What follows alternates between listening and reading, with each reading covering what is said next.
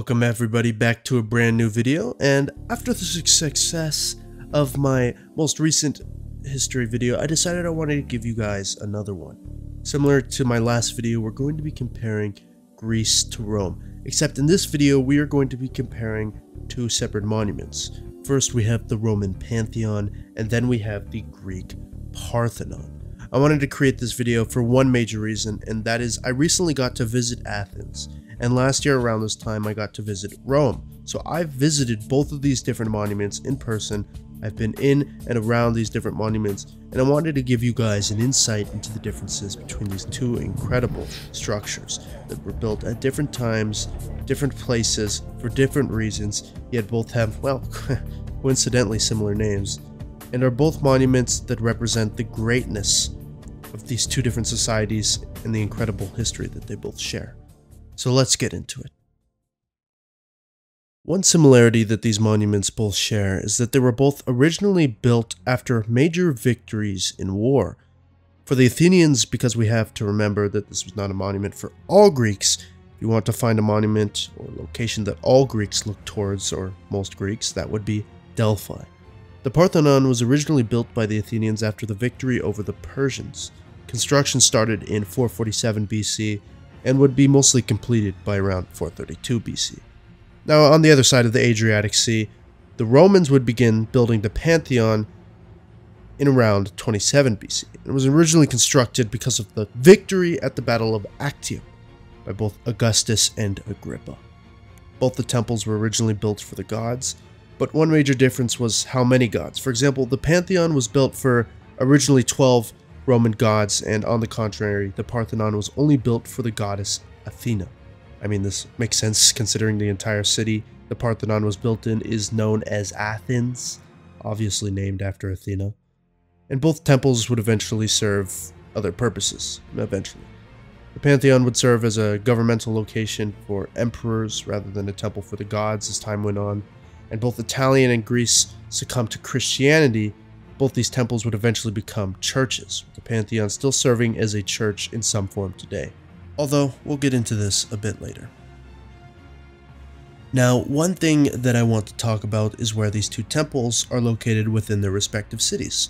So starting off with the Pantheon is located right off the Tiber River on the eastern side. It's located north of the Forum and the Colosseum, and is nowadays also located right next to a square situated in the heart of Rome. One thing that's interesting about the Pantheon is that it's actually quite hidden in comparison to the Parthenon. I came across the Pantheon originally while I was just exploring the city of Rome. The city is filled with back alleys and winding streets, and amongst these different streets, I turned around a corner and arrived at one of the most impressive looking monuments ever constructed by humanity.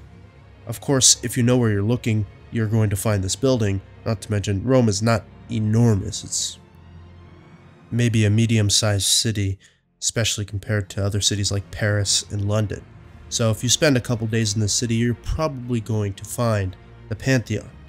But still, the fact that this 2,000-year-old Roman temple is just situated amongst apartments and restaurants is simply incredible. Compare this to the Parthenon in Athens.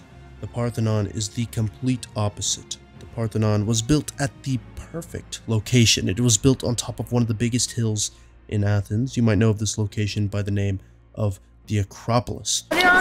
We just have the Acropolis of Athens, you know. While Rome does have a somewhat equivalent location, Palatine Hill, the Acropolis is just simply unbelievable. You may have heard of the fortress of Masada, which was the location of the Jewish last stand against the Romans thousands of years ago. I've personally never been there, but the Acropolis reminds me a lot of that in terms of how tall, how impressive everything is. You have this immense hill that just plumes out of nowhere. The first night that we got to Athens, I went and started walking around the streets, and Athens is a pretty flat city in some parts. And as I'm walking out of nowhere, one of the streets has what seems to be a wall covering it. But it wasn't a wall, it was the Acropolis. Unlike the Pantheon, which is quite hidden, a bit more low-key, the Parthenon is there for the entire city to see. It can be seen from miles away and was visible when we were taking a boat out to the Aegean. And another major difference between these two buildings is what actually surrounds them. The Pantheon is surrounded almost entirely by more recent buildings. Of course, there's Roman buildings scattered here and there, and if you go south a bit, you'll reach the Forum in Rome, but largely the Pantheon is isolated. The same cannot be said for the Parthenon, which is a part of a larger Acropolis area of Athens. As you head towards the Parthenon, you pass dozens of other structures. Near the National Museum in Athens, there's a large amount of once buried houses and other buildings. And closer to the Parthenon are other temples. This includes the Erechtheion, which is one of the most incredible temples I've ever seen because of the unique pillar designs. Unlike the Doric, Corinthian, and Ionic pillars seen throughout most of Greece, these pillars are all individual statues. There's also a large amphitheater as you walk up towards the Parthenon. This is just a small amount of what exists around the entire Acropolis area. So in reality, this comparison is a single building versus an entire complex of different constructions and wonders.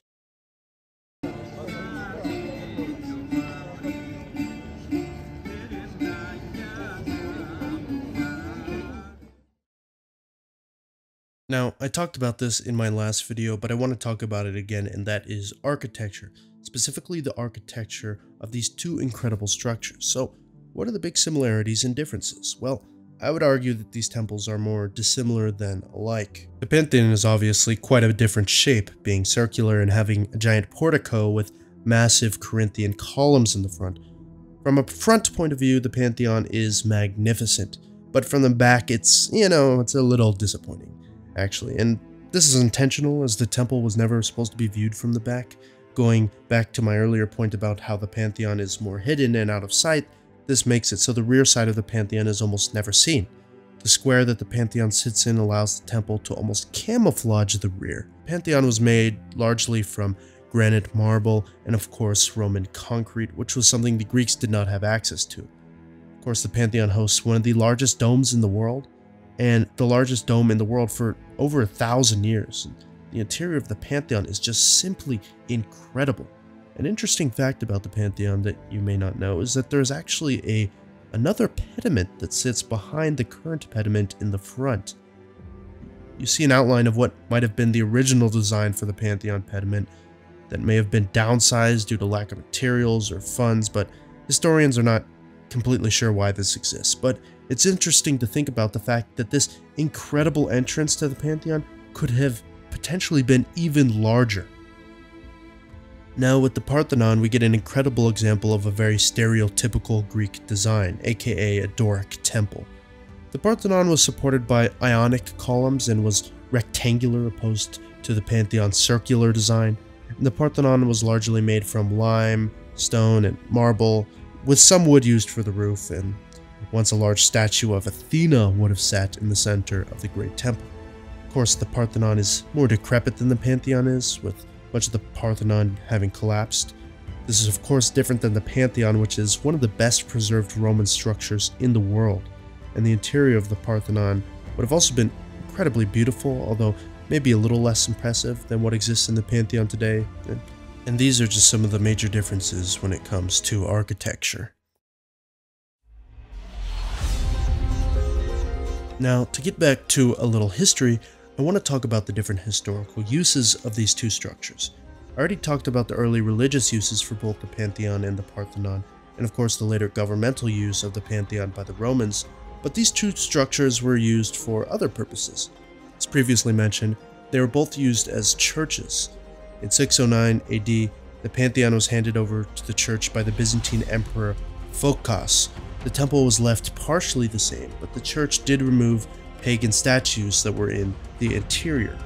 Eventually in the 1500s, two towers were built on either side of the Pantheon to give the temple a more stereotypical appearance similar to other Catholic churches. These two towers were eventually removed in the 19th century after calls from Romans to remove these towers that were seen as incredibly ugly. They were even nicknamed the Ass's Ears. Yeah, not great. Of course, the Parthenon was also a church at one time. In the 6th century, the Parthenon was converted by the Byzantine Church. The church was originally called the Church of Virgin Mary the Athenian.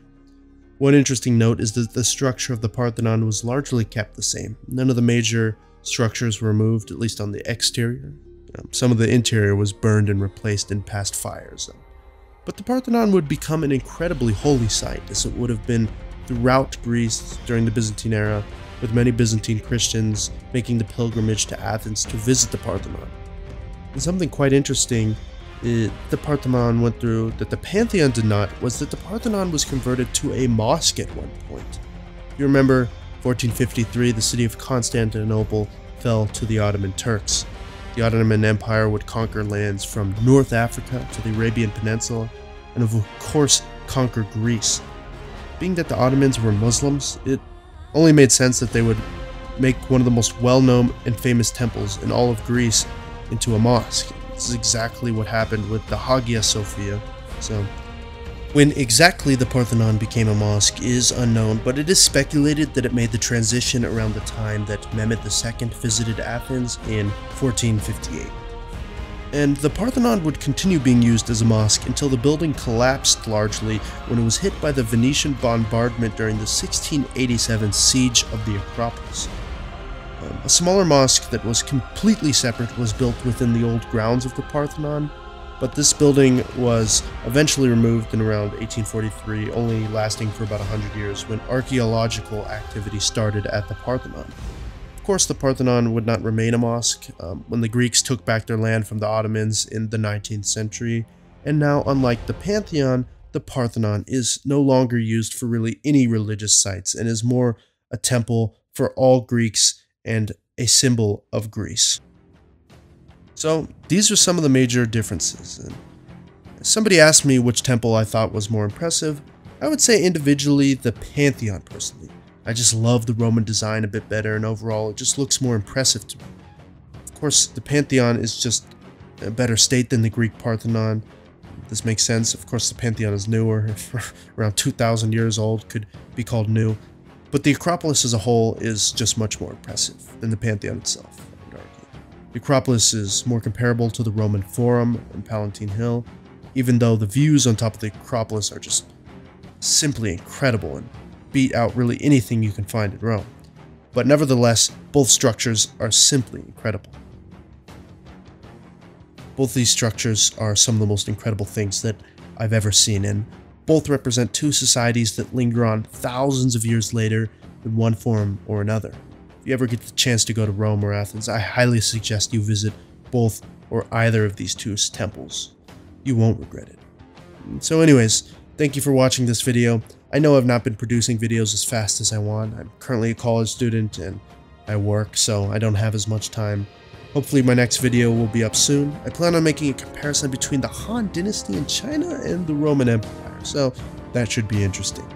So thank you so much for watching. Like and subscribe if you enjoyed, or not if you don't. So thank you very much, and have a wonderful day.